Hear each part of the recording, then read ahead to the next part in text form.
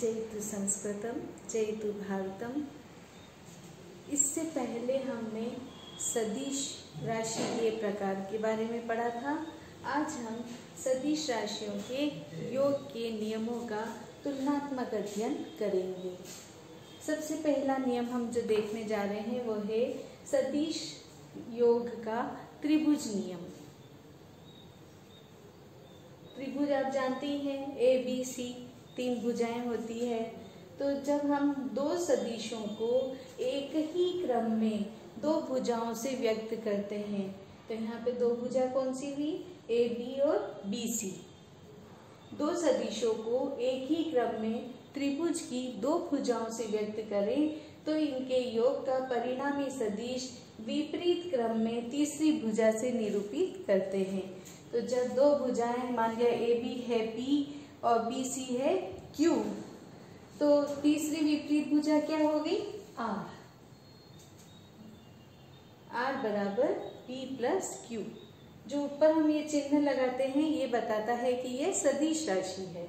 Are बराबर P plus Q सदिश। यहाँ पे ऐसी भुजा परिणामी सदिश आर को निरूपित करती है।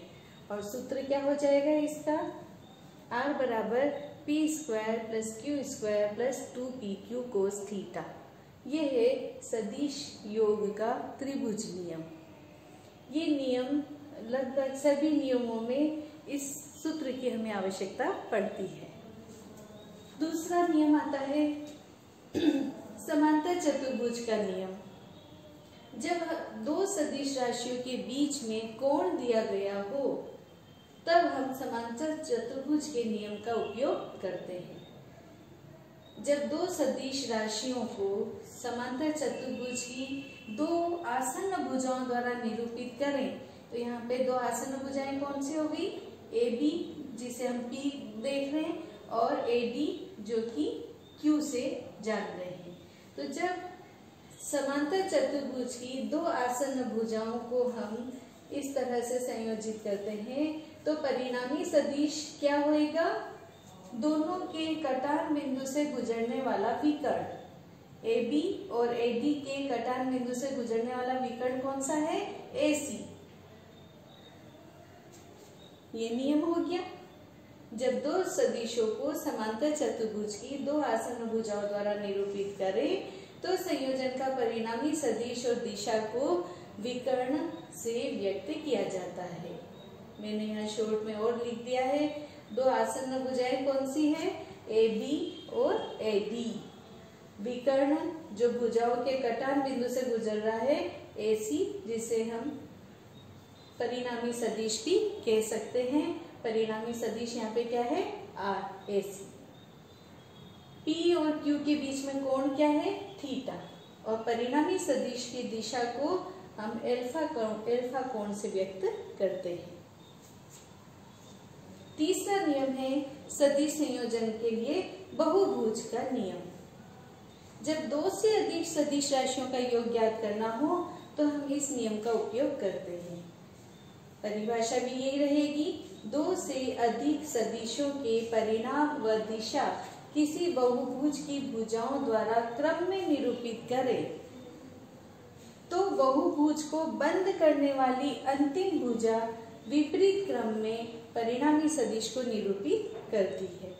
मान लिया ये बहुभुज है तो ये क्रम में जब जा रहा है तो जो अंतिम भुजा है वो विपरीत क्रम में होगी।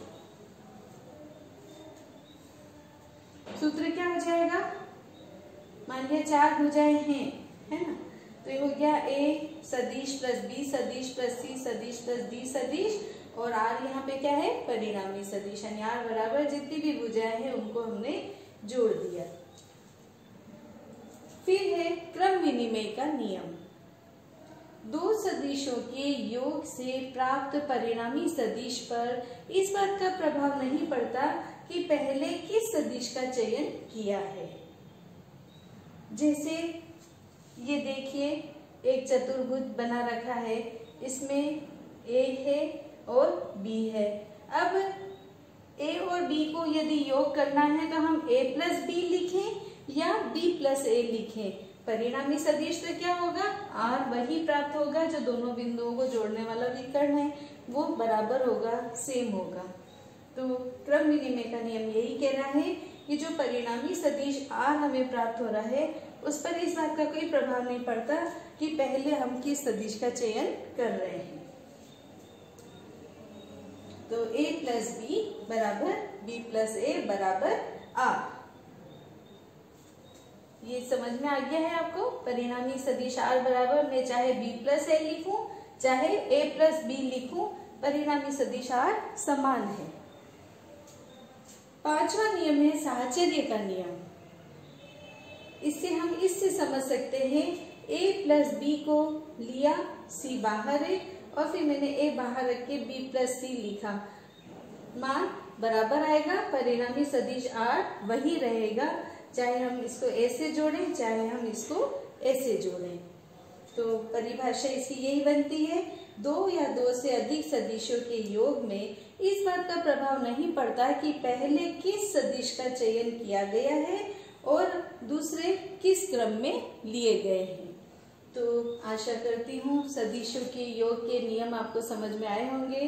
पहला है त्रिभुज का नियम, दूसरा आता है समांतर चतुर्भुज का नियम, जब दो आसन भुजाओं के बीच में कोण देख लिया हमने, जब दो सदिशों के बीच में कोण है, और तीसरा है सदिश संयोजन का बहुभुज का नियम, चौथा है क्रम विनिमय का नियम और पांचवा है साहचर्य का नियम।